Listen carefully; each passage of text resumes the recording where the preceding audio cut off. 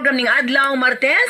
Of course, with Doc Jan Paul de Asis. Doc Jan, kumusta? Kamusta, Darlene, and welcome again sa ato ang Nance Health Education's program. O syempre, alang sa inyo mabangutan na text lamang sa atong text line 0917-159-5812. Tapos mo na po 0917-159-5812. At Darlene and Doc Jan, akong papa na-admit kay nagluwa og dugo. I-check up ang iyang laway, positive siya sa tuberculosis. Unya, upat lang kaadlaw. Magluwa na po siya, dugo gihapon. Palihog ta maggimi, ug sa among maimbuhaton. Lin sa Molave. Okay, mga kanans, nasa natawag na to ng Cox infection or myocardial bacterium mga kanans. Kini siya usa ka bacteria na highly communicable diseases. So, mas maayo no na nakasugod na ka sa pagpanambal sa DOTS or yung ginatawag na to na directly observed treatment short course. Kini siya makatabang para maagapan nato yung pag-spread out sa bacteria. Kaya highly communicable man siya mga kanans. Yes. Kung positibo ang isa ka tao, nakita gid na positive gid siya sa iyang sputum exam, kaya niya makatakod pulo paingon sa 15 ka tao taga. Grabe, no? Isa lang ang nagkasakit. Pwede Yes. sa siya mo takod og napulo hangtod 15, Doc. And then at mga kanans, yung pulo ug ang 15 mutakod po na siya usab. So Ay. parang magsanga-sanga siya Correct. mga kanans. So as early as possible na na-detect din natagaan sa tambal. So mas mapunggan. Murag mga forever na gid ning mask, Doc. Kaya aron sa ingon niya na, mas safety gid ang tao. So mao na siya mga kanan. So when that time na mahibawan yung pasyente na naasay Cox infection or tuberculosis mga kanans, educate yung proper way sa pag-ubo, pagpangatsi, and then of course wearing of face mask mga kanans para sa iya mga kanans. So dapat siya mismo dili na cloth mask ang iyang gamiton. Kato na gyud surgical mask. Surgical mask gyud mga kanans ang iyang gamiton. Kaya naman naamang gud siya sakit, pwede siya makatakod sa uban. So kinahanglan yung mask na ang iyang gamiton is yung surgical mask mga kanans. So once na makinom na siya tambal, sulod sa duha ka semana. So usually dili naman siya communicable mga kanans. Then para sa iyang mga pamilya kay basin wala pa na kahibalo ba kung unsaon paghandol. Dili nyo kinahanglan i-separate ang iyang mga utensils. Ha, yung mga pinggan, plato, mga baso. Kaya murag ma-depress nun ang pasyente kung ipang-separate. Pero dili man guna siya yung mode of transmission niya. So bisan ang iyang baso, ang iyang mga utensils, bisan gamiton pa na ninyong mga kanans, dili na siya makatakod. Ang makatakod yung droplets. Kumbaga yung pag-ubo niya ba? Pag-ubo niya, pag-atsi, dito mo sabay yung bakterya mga kanans. Pero dili sa ginamit sa pasyente. So dili na kinahanglan i-separate ang mga gamit sa pasyente.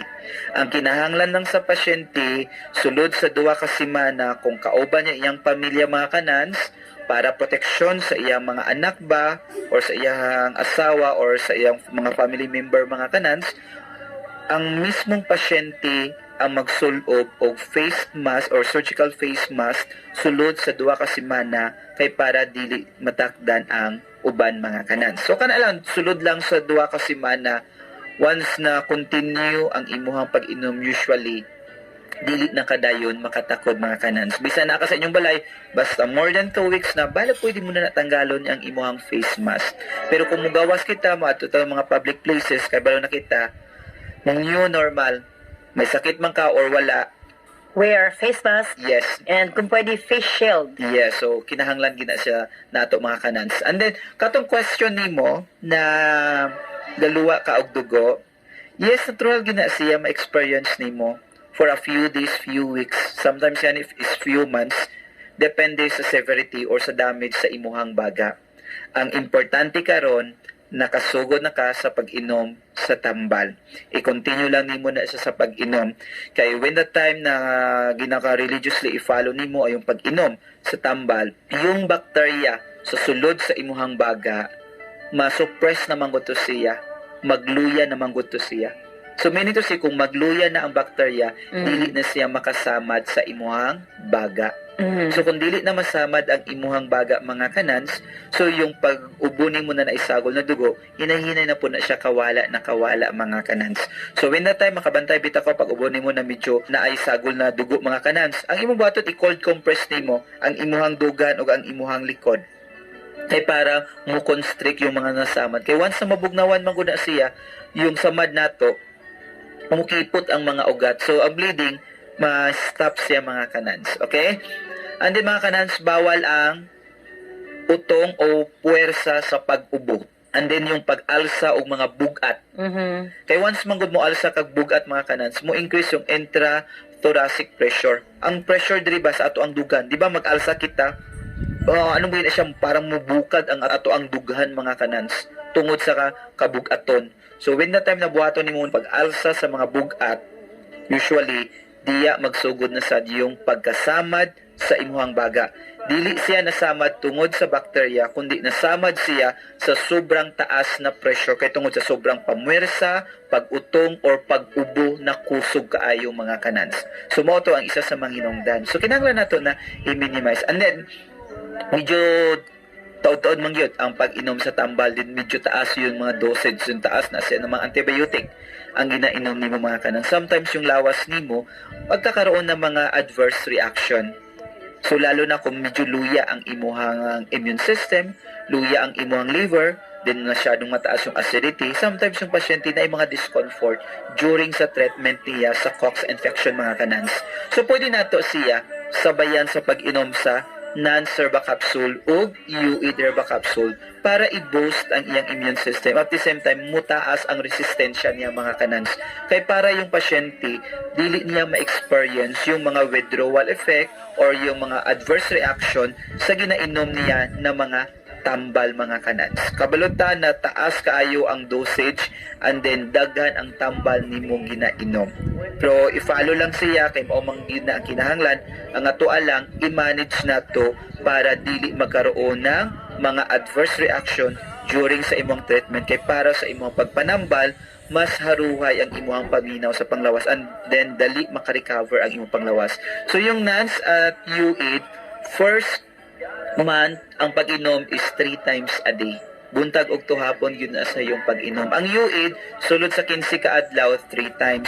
After 15 days, 2 times a day na lang siya mga kanans. So, mao kini ang ako mga rekomendasyon sa mga pasyente na naay problema sa ilahang baga or naay mga tuberculosis or COX infection mga kanans. At yung Doc Jan, as lang ko, bahin sa akong heart, naalagi adlaw nga maghuot akong heart, Doc. Dayon magpalpitate. Kulbaan ko labi nang makainom ko og kape. Kulbaan dayon ako ang paminaw. Magkurog akong kamot, Doc Jan. Tabangi ko, salamat kaayo from Cherise of Misamis Oriental. Okay mga kanans, kini siya is early sign na nagkakaroon siya ng mga heart trouble or nagkakaroon ng problema na sa kasing-kasing. So, Kasing-kasing. early sign pa lang siya. Dili pasabot na nagkisakit sa kasing-kasing. Okay. Kumbaga, if dili nimo i-change ang imong lifestyle, kung wala kay pagabuhaton para sa imong kaugalingon, para sa imong kasing-kasing, there is a possibility yung symptoms mahimo na siyang sakit sa kasing-kasing mga kanans. Okay, ang mga pagkaon na makadaot sa ato ang kasing-kasing, of course mga kanans, well known na magkayta, kay balo na gyud ta ani mga kanans, pero kinahanglan gyud nato na usab-usabon ang pagsulti. Taas ang kolesterol, makadaot gyud sa ato ang kasing-kasing. Okay? Lalo na yung mga saturated fats mga kanans. Okay? Yung mga fats na mugahi siya mga kanans. Like mga fats sa mga animals. Sa ato ba, as a Filipino, common sa ato na mag-ihaw kita, usa ka mananap, dayon na ay tambok ang mananap. Ang mananap, patunawon din nato siya, initod kay para mugawas ang oil. Din katong oil mo upang atong gusto na gamit-gamiton. Diba? Which is yung oil yato mga kanans is gabi kayo to ka trans fats mga kanans. Yung cholesterol to siya mga kanans, mugahi man ko to siya. Kini lang yun mga kanans ang atong timailad. Once na ang oil, pag ibutang sa freezer or sa bugnaw, pag mugahi gahi na siya mga kanans, dili na siya friendly sa ato ang kasing-kasing. Kontra na siya sa kasing-kasing. Kaya nga naman, pag mugahi, ang imuhang dugo, mas dali siya mulapot. Ang mugahi na kolesterol, dali siya makabara sa mga kaugatan sa atuang kasing-kasing. So, Kung gusto kita mo gamit og oil, kinahanglan katong good source of cholesterol. Tabisan ibutan sa freezer, dili gid siya mugahi. Like olive oil. Ibutan mo na sa freezer, dili gid na siya mugahi mga kanans. Okay? Pero katong mugahi na oil kung pwede likayan. Nga dairy products, mga cheese, kung pwede likayan siya mga kanans. Okay? And then, of course, caffeine content. Kontra na sa kasing-kasing na itong mga kanans. Kaya ang coffee mga kanans na caffeine content like sa imong gisulti, pag mo inom kang coffee, magpalpitate ang imong kasing-kasing. Of course, maumang na yung action sa coffee o yung caffeine. Pataason niya yung heart rate nimo. Papaspason niya yung tibok sa imong kasing-kasing. Di ba? So kung problema sa imong kasing-kasing, mo paspas pang tibok sa imong kasing-kasing mga kanans, of course, yung kasing-kasing nimo maglisod siya adjust. So ikaw makabantay ka na magsiog, buot ang imuhang dughan kay dili man niya makaya. Okay? Okay yung caffeine pag wala kay problema sa imuhang kasing-kasing. Okay yung caffeine kung gamiton nimo siya in a right time. Kano sa ba nimo gamiton yung coffee or mga caffeine content in the right time? Halimbawa sa mga athletes, before sila mo engage sa ilang mga games, pwede sila mo kaon og tsokolate para to increase sa ilang energy at the same time para ma-improve yung heart rate nila mga kanans. Kaya when the time modula mangod sila, mo engage silang mga games, ang heart rate nila is paspas. So at least sabay siya. So yung coffee or caffeine content na maximize nimo ba, naka-benefits pod ang imuhang lawas. Pero kanang ingon na mo inom lang ka coffee, kaon kag tsokolate, din mo lingkod ka lang, wala kay buhaton na activities to improve sa imong energy, para increase yung energy sa imong lawas, usually nasa adverse reaction sa ato ang kasing-kasing. So magkakaroon ka ng trouble sa imong kasing-kasing. Too much salt, too much sugar, ang resulta niya makalapot sa ato ang dugo, makakosya og bara-bara sa ato ang mga kaugatan. So meaning to say, pag malapot ang dugo, of course, automatic yung kasing-kasing hina yung daloy sa dugo. Pag hina yung daloy sa dugo, barado yung mga kaugatan, first symptoms niya is palpitations. Pag sige kaba-kaba, dayon, makabantay kayo yung presyo sa imong dugo, nagataas din gahuot ang imuhang dughan. So kung pasagdan, this can lead to coronary artery disease, angina pectoris, and myocardial infarctions. Coronary artery disease kani, more on palpitation siya. Then dali ka magloya. Angina pectoris na kay tingling sensation. So pasabutan na naanay action kamatay na yung mga cardiac cells. Action na siya magaluya hantod mangitom na siya.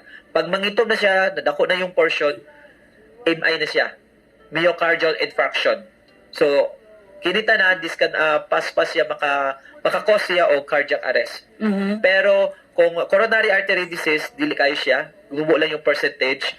Pero pag angina pectoris, pwede na kaniya na atake yun. Depende na sa activities. Pero kung angina, para mamintigig kaniya atake yun, grabe gid ang imuhang ipangbati. Pati yung kamot, lawas, puy-puy kaayo, maglaban ang imong ulo, uot, dali ka puyon. So, kana na siya ang mga late signs sa mga problema sa kasing-kasing. And then, ang uban, heart enlargement. So, bago ni siya na mature yung problema sa imuhang kasing-kasing mga kanans, we recommend as early as possible kung naa ka na batyagan ng mga unusual na mga palpitation, paghuot sa dughan, pagtaas sa pressure, dali ka puyon, we recommend to take non-serva capsule bago maglala ang tanan. Okay? Non-serva capsule and you eat 3 times a day ang pag-inom sulod sa 15 days or 30 days. Makita ni mo kanans yung even yung palpitation yung magayon na siya magkawala and then nagabalik ang resistensya sa imuhang panglawas. So take NANS 3 times, you eat 3 times a day ang pag-inom.